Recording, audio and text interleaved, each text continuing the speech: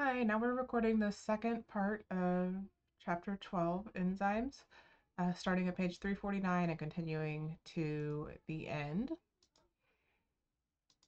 So, what are the uses of enzymes in the food supply?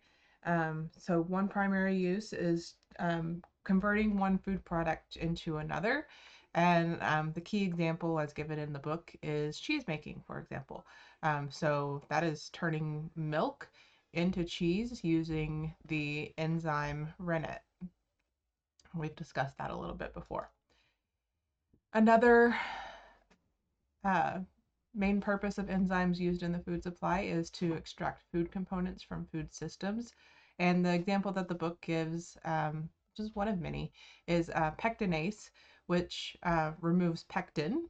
It digests pectin. And so the example that a book gives is simply it's clarifying juices. And so how that works is for example, you have apples, you grind them to apple pulp, you filter that and have juice. And this picture is from an experiment, actually. And in this experiment, they were looking at pectinase extracted from cocoa pods, which would be a different source of pectinase than what is most often commercially used. And so they were looking at pectinase from cocoa pods husks as an alternative to the commercial pectinase. And so they blended the apples in a blender and made this apple pulp. And then they incubated the pulp in their pectinase, which is this Cowpec letter C here, um, or commercial pectinase, or their control, which was just distilled water, or nothing at all. And then they heated the mixture at a high enough temperature to deactivate the pectinase enzymes. And then they filtered all of them through filter paper. And so these were their results. And you can see that their pectinase maybe clarified it a little bit. I don't, it's I think their results show that it did, but this picture doesn't really show that. But you can see that the commercial pectinase is much more clear, right? And so what that has done is the natural pectin that's in the apples, it has broken it down. And that's what that enzyme has done. Another example of pectinase being used in the food industry, canned mandarin oranges. They're also made using pectinase. So if you have a mandarin orange, you've seen like you peel it and there's, the white, parts of the peel and the pith that goes through the center, and you don't see those in canned mandarin oranges, and that's because the orange segments are soaked in pectinase first to remove the pith and the membrane and the bitterness and toughness that comes with them. And so when they're canned, after they've been soaking for a little while, then they're canned. That canning process heats them, and that deactivates the pectinase. Because if you left that pectinase in there active, it would continue to work on any pectin that is kind of within those orange segments. There's not a lot there, but it would possibly turn the orange segments into full-on mush, and take away even more structure. Another use of enzymes in the food supply is developing new foods and ingredients. And so this is lipase, showing uses of lipase that can be used in the food industry. And lipase is by no means the only enzyme that could be used to develop new foods and ingredients, but you can essentially modify food so much that it becomes something new with enzymes. Okay.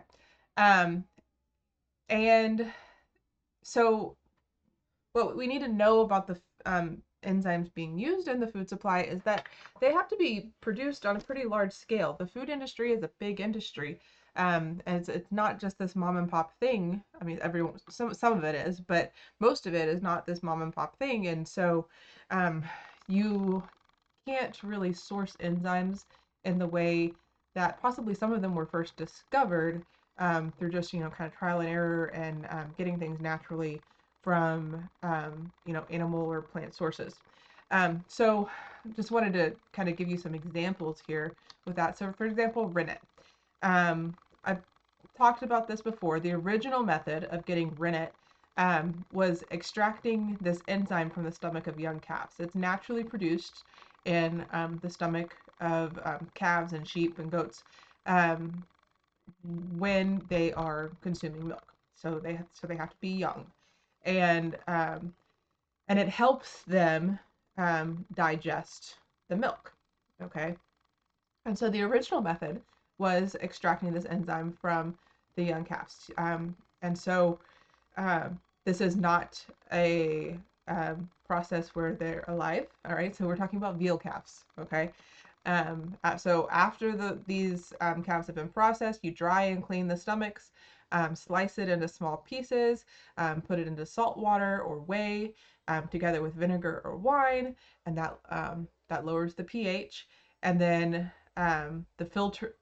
Then you filter that whole solution, and it has rennet in it, and so they would take that and use that to make cheese. Now you can imagine that is absolutely not possible on the large scale today that we make cheese.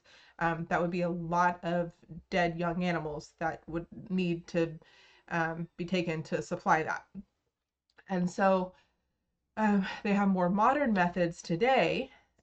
So most rennet is taken from mold or yeasts that have been genetically modified to produce rennet. Um, there is also a vegetable source of rennet. I forget what vegetable it comes from, but that does exist. But most of the commercial cheeses are taken from molds and yeast that produce rennet, and then they take the rennet out of solution there. Okay, another example, pectinase. Pectinase is and always has been typically extracted from mold. And this is not necessarily genetically modified, because you think about um, apple falls on the ground, and or even in your fridge, fruit in your fridge, it gets moldy, right? And many molds naturally break down fruit. It's one of their main things that they consume. And so the molds naturally produce pectinase, and we can use that to get pectinase ourselves and use it how it helps us. Okay, lipases.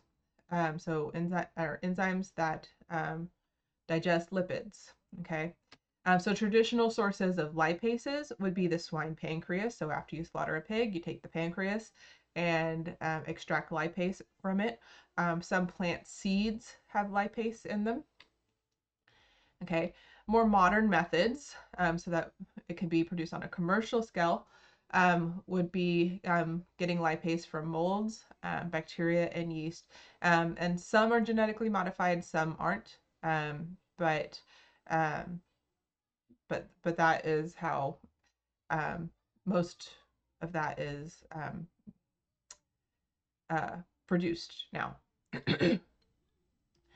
Now, so I just wanted to go over how that is done.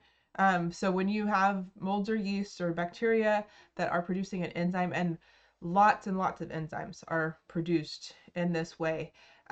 So you first are growing that microorganism in a petri dish. It then may be transferred to a seed flask, which is a bigger liquid medium, at which point there's two ways that fermentation can proceed. One is liquid and one is solid state. So in the liquid fermentation, you would put it into a big tank, and there'd be agitators. And so you're feeding that microorganism so that it then produces its byproduct, which is the enzymes. For the solid state fermentation, you would just be putting it onto a bed of nutrient, So just pouring that flask onto a bed of nutrient and letting it grow and produce its uh, uh, enzymes. Okay. Then if it's on that solid state, then you would have to then put it back into liquid and suspend it. And then in both cases, you then remove the cells. So you remove the yeast or the molds or the bacteria. And so what you're left with is everything that it produced, which may not be all enzymes, but you're going to concentrate and filter out all the other stuff and concentrate the enzymes. And then you can either put that in a liquid formulation or you can dry it out and pack it and ship it. And so there's a whole industry that does that, that supports the food industry as well as other industries. There's lots of other industries that use enzymes. For example, lipase, one of the biggest consumers of lipase enzymes is the detergent industry, laundry detergent. Okay, and you think about laundry detergent, you want to get grease out of clothes, right? And so lipase enzymes are often added to laundry detergent to help with that. So changes produced by enzymes. Enzymes can be positive or negative. We can use them to our benefit, or they can be to our detriment. So positive effects of enzymes is make food easier to eat. So meat tenderizer, which we'll go in more in depth about, or um, lactase. If we take the lactose out of milk, that makes it easier to eat for some individuals that don't produce the lactase enzyme themselves. Preserving food, so that's clear with cheese. All right, turning milk to cheese makes it last a lot longer. Improving the flavor, the quality, or the appearance of the food. Some negative effects is enzymes are what causes rotting. Yes, bacteria and molds and yeast do too, but actually it's how they work is because of the enzymes that they produce to break down that food so they can consume it too. Um, Enzymes cause flavor changes. So think about milk and lipases. If you have um, high lipases in the milk, it's going to go rancid and not taste good. And appearance changes, which we'll go a lot more in depth about this example. But enzymes are responsible, for example, browning in fruits. And texture changes. Really a banana is an example of all of these things, right? As the enzymes are breaking down this banana, it is rotting. The flavor changes from, something that really isn't that sweet when it's just barely ripe to being really sweet. The more it ripens, the appearance obviously changes and the texture changes from something that's firm to something that's mushy. And enzymes are responsible for all of that. Okay, so carbohydrases, which means enzymes that break down carbohydrates in food production. So we have several different types. Amylases, and these are general names, right? There's actually going to be specific enzymes within each of these. These are categories of carbohydrases. So carbohydrases is a big category, and amylases is a smaller category. And then we would get more specific with like the exact enzyme beyond that. But so what I'm going through here is categories of carbohydrases. So amylases are any enzyme that reacts with amylose type starches. They can be used for manufacturing corn syrup and high fructose corn syrup. So just breaking down the starches to produce the mono and disaccharides that the starches are made of. Clarifying fruit juice, which we've already talked about a little bit. Fermenting wine and beers. So for example, when you are making wines and beers, you have starch as part of the original formulation. When you have the oh my gosh, I got it. The grains and things in beers, for example, that those are starchy, right? And so the enzyme, having amylase enzymes in there, breaks down that starch to glucose, and that is what the yeast actually consumes and then uses to change the flavors and make alcohol, produce ethanol from that. So the yeast needs to consume simple sugars, not starches, um, to produce ethanol. Stabilizing chocolate syrup, um, aiding and salvage reuse, or aiding the salvage and reuse of candy scraps. And I have a little video of this for y'all. So I'm gonna go to this video, which I actually already have. So give me just a second. Uh,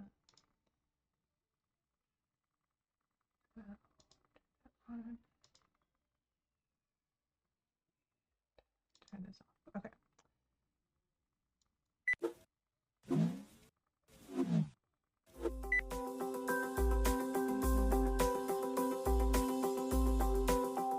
Confectionery may require reclamation or reworking for a number of reasons.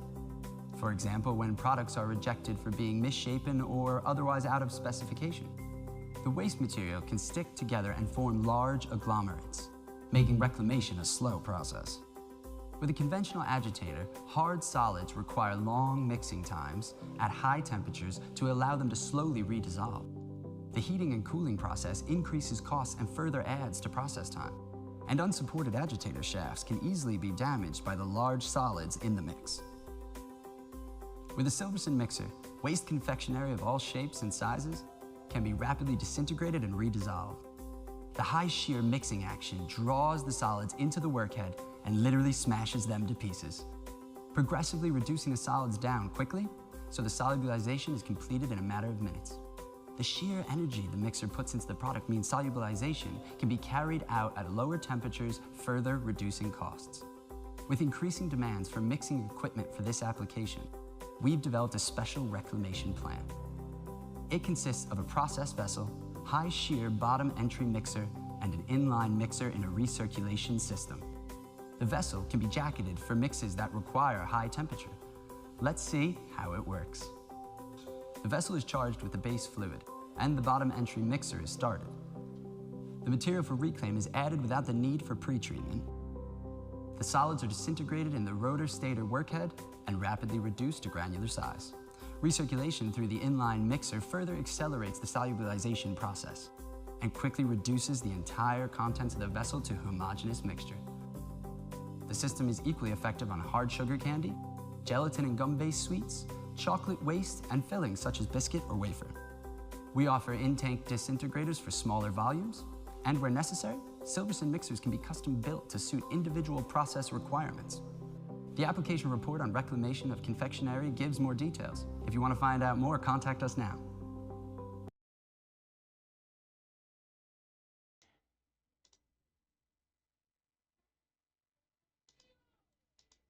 Okay, so that was showing you a video from an actual company that they produce mixers that produce this mixer that is made specifically to break down candy. And he didn't really talk about it at all, but you wouldn't just have water in that mixture. You would have something like an amylase, a carbohydrates, that would also help break down that candy down to its simple sugar parts. Um,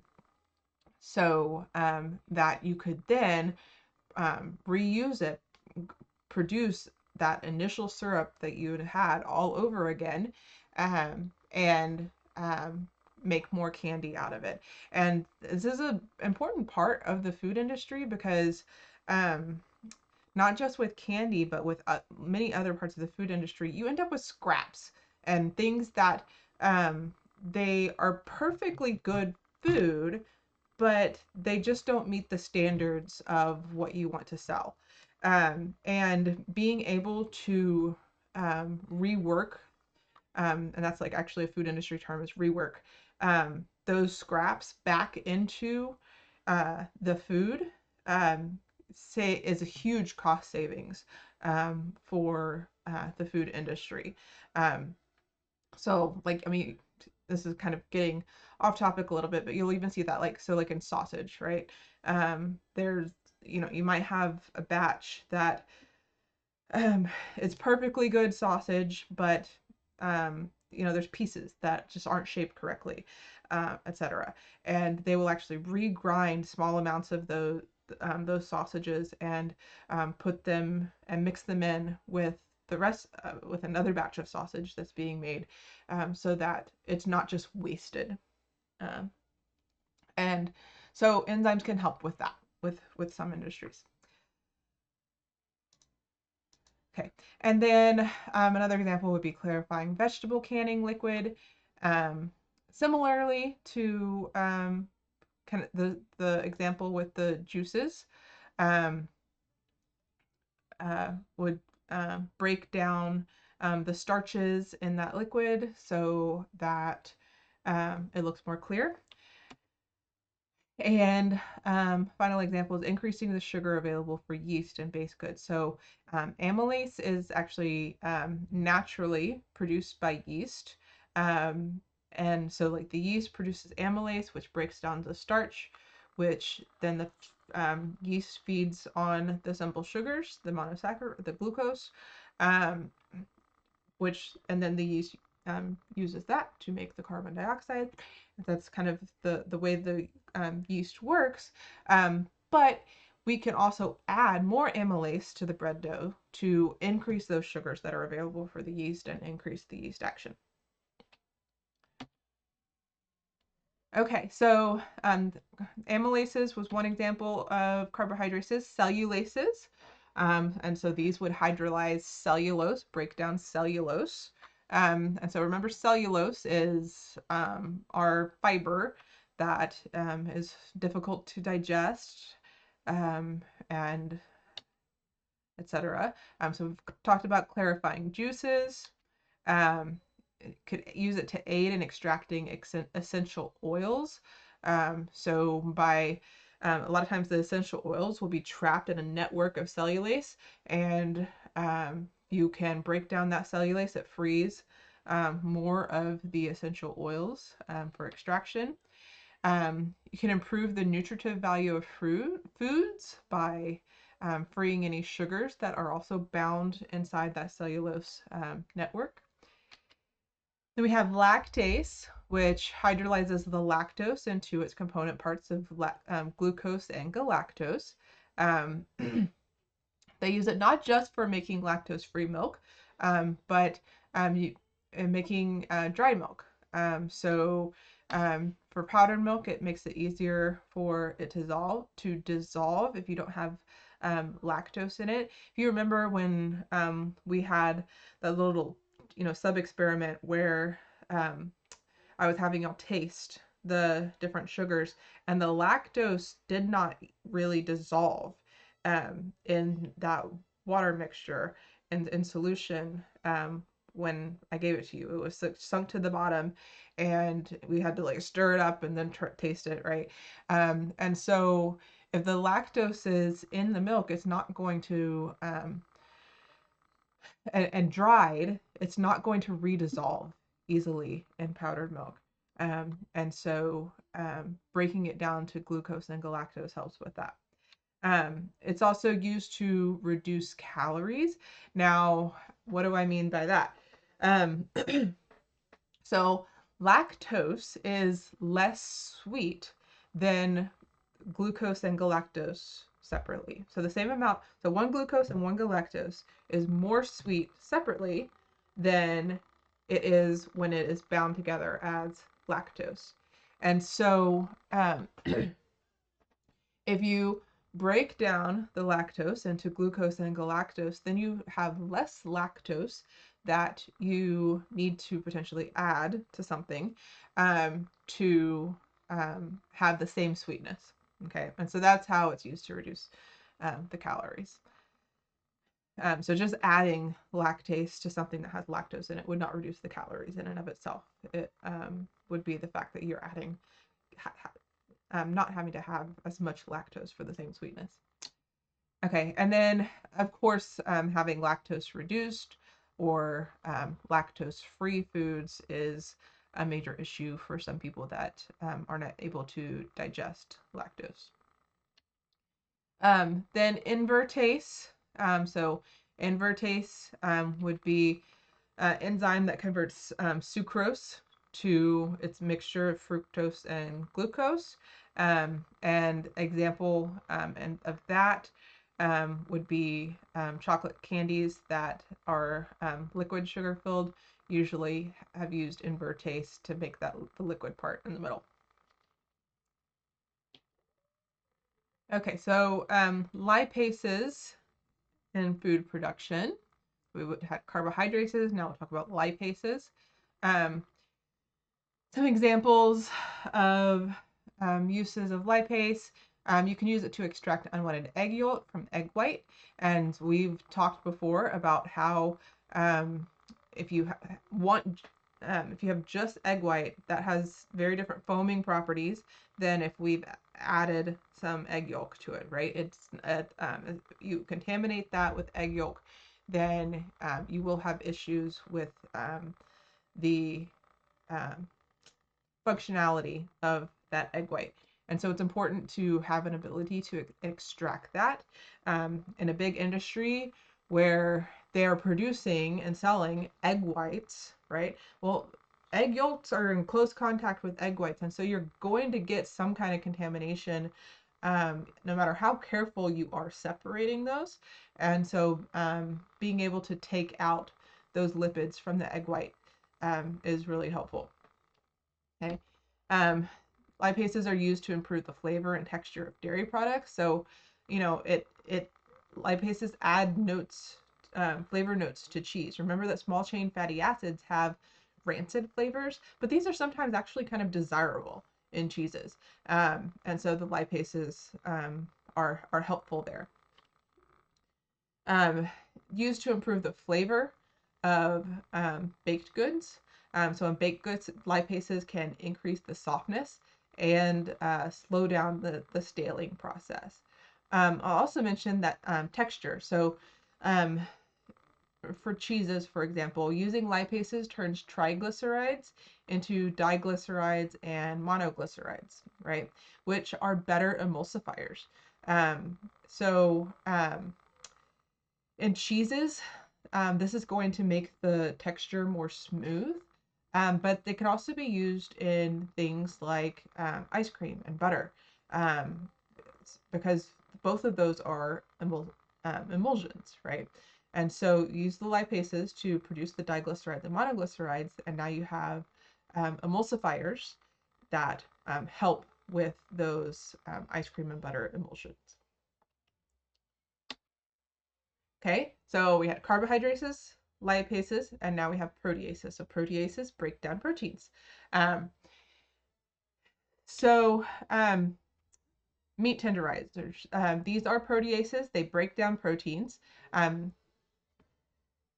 so um, there are three fruit sources actually that most meat tenderizers come from. There's a fourth one, but it's not used to really make meat tenderizer.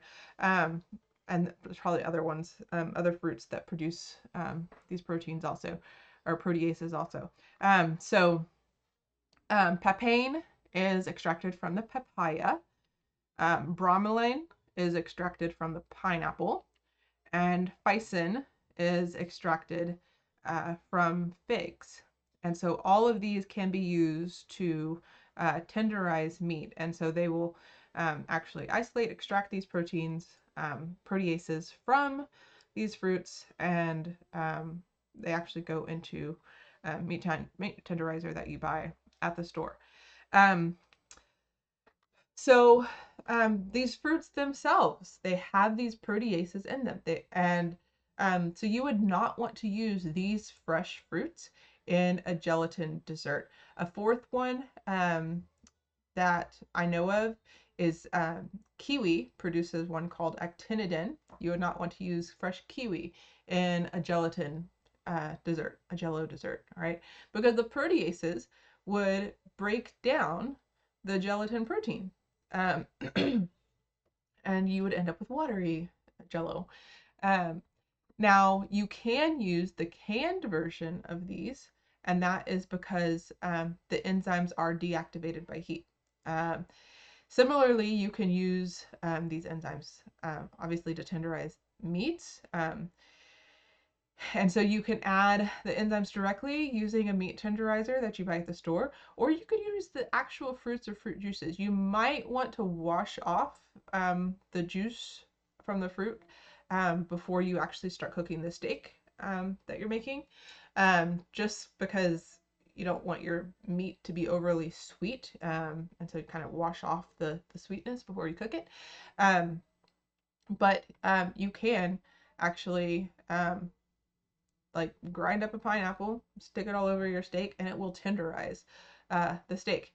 Um, Now, again, the canned versions of these won't work. So you can't take canned pineapple and tenderize a steak because the pineapple has been heated during the canning process so much that it inactivates the enzymes. Probably any juice that's been pasteurized.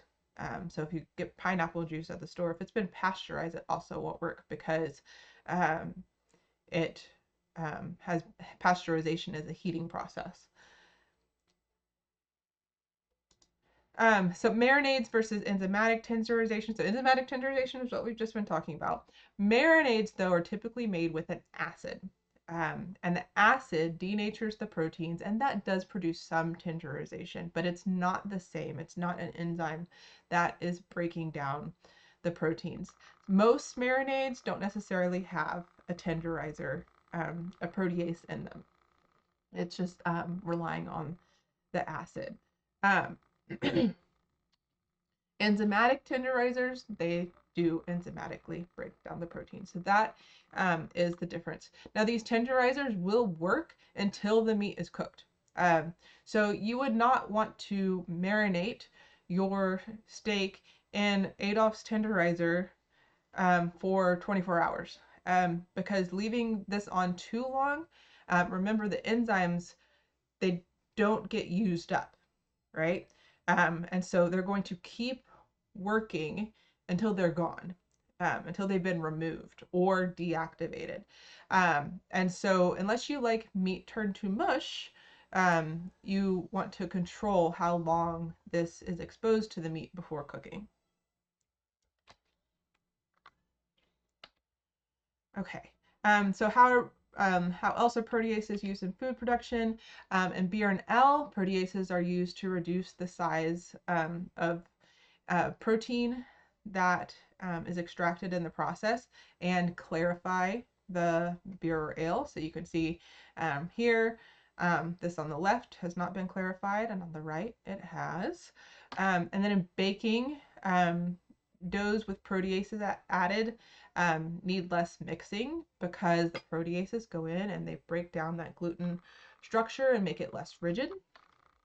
So it also allows for more rise. Um, and then cheese making, rennet is a protease. So we're familiar by now with what rennet does. How do we control enzymatic reactions that we don't like? So we're going to focus on one enzymatic reaction that we don't like, and that is oxidases. So oxidases are enzymes that react only in the presence of oxygen. Um, and these are the primary enzymes that are responsible for deterioration of produce, of fruits and vegetables. Um, and so because they react only in the presence of oxygen, if we can remove the oxygen, that is one way to inhibit them. So a lot of times before these fruits reach the grocery store, when they're just storing them in cold storage for an extended period of time before they're ready to sell it to the grocery store, they will have it in an environment that has less oxygen. It's also colder, but not so cold that it damages the fruit, to prevent that enzyme activity. Okay.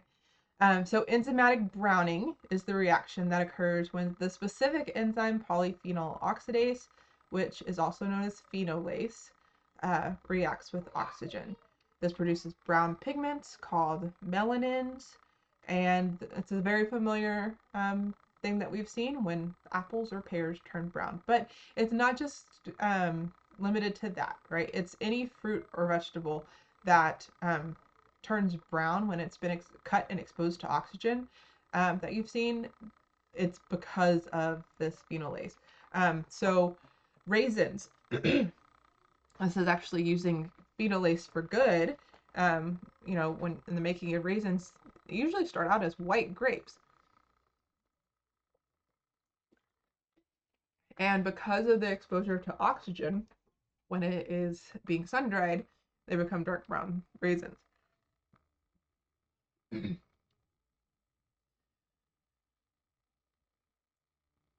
So this polyphenol oxidase, once it starts, it kind of sets off a chain reaction. So you think about, you drop an apple on the ground and it bruises, okay? Initially, that it's not such a big deal. If you ate it right then, it would be fine. Wait a day. Well, now that bruisey part is mushy, right? Wait 2 days, that mushy part has gotten bigger and it will continue to get bigger. And there hasn't been really any more exposure to oxygen since that time. But there's damage. And so the damage actually breaks cell walls that causes some aspects of some of the reactants of that reaction to come in contact with each other when they weren't in contact with each other before.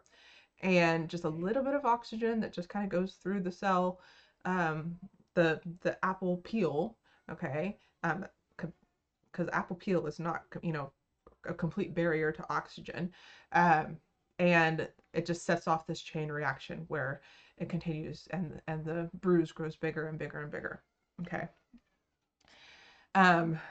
And so polyphenol oxidase is not just a color change, it also causes structural changes. That mushiness of that bruised spot on the apple grows bigger.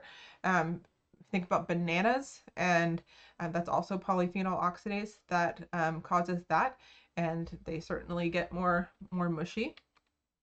And so to control this, there's a few things that we could do. We can exclude oxygen. That it's harder for us to do at home, but that is one way to control it. Another way is to denature the phenolase, so inactivate that enzyme so that it no longer works. Can slow the phenolase reaction. So if we don't have the ability to inactivate the phenolase, we can do things to slow it down. We know that keeping temperatures cold slows down enzyme activity, as it slows down all chemical reactions. Phenolase is most active at pH 5 to 7, so we can get the pH out of that range. And we can also add preventive substances. Kind of a side note, denature the phenolase. So if you've ever bought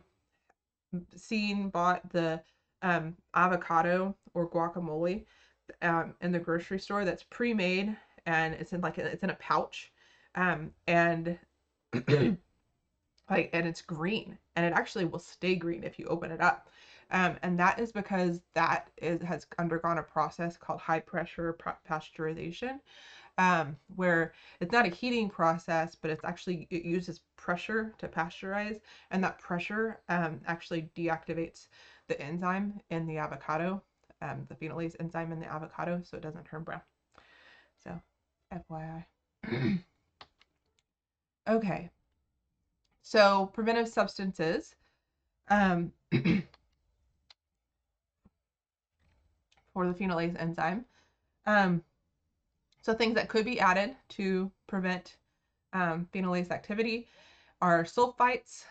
So you add those and they would inhibit the melanin pigments from forming. Ascorbic acid, which is the same thing as vitamin C. And the way that works is it actually kind of like stands in the way as a shield.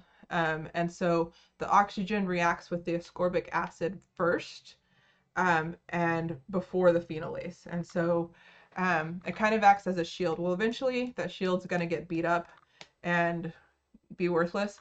And the oxygen will eventually act with the phenolase once that ascorbic acid has taken all the oxygen it can take.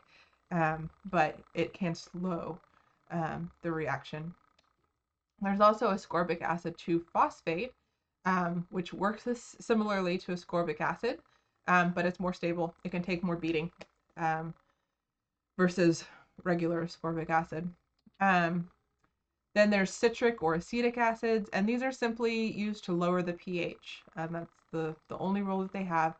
So at pH under 3.0, phenolase is denatured. I did say 2 last week, and really both are probably correct. Different sources say different numbers on this, and that's probably because the polyphenol oxidase comes from different sources. So the real number is probably that the vast majority of the polyphenol oxidase is denatured somewhere between pH 2 and pH 3. Okay. Citric acid also does prevent copper and iron ions from acting as coenzymes. So copper and iron can work with polyphenol oxidase to speed up the reaction even further. And so citric acid does kind of bind those ions and prevent that extra speed of copper and iron from reacting with the polyphenol oxidase. So something to know from that is don't use iron or copper utensils when you're dealing with fresh fruit because that will speed up the browning that can occur. And then another one that the book talks about is cyclodextrin. So cyclodextrin means ring, ring of dextrin, dextrose, which dextrose is glucose. Okay. And so that's what this image is here at the bottom. It's just a ring of many glucose molecules bound together, and it kind of makes this donut shape. And the substrate of the polyphenol oxidase kind of ends up in the middle of this ring, and so the ring prevents the polyphenol oxidase from interacting with it. Kind of weird. But with this, you can produce like clear apple juice that never browns. Like part of the reason apple juice is kind of a golden color is because of polyphenol oxidase. Like if you just juice an apple, it's not that golden color of the apple juice that you get in the store, right? And so the cyclodextrins can kind of keep that juice clear. Obviously, it's not used very much because most of the apple juice you get in the store is a golden brown color. So, all right, that is all we have for this week. Another shorter lecture compared to some of them. And hope everybody stays warm and maybe had a little bit of fun in the tiny amount of snow that we got this week. Y'all have a great week.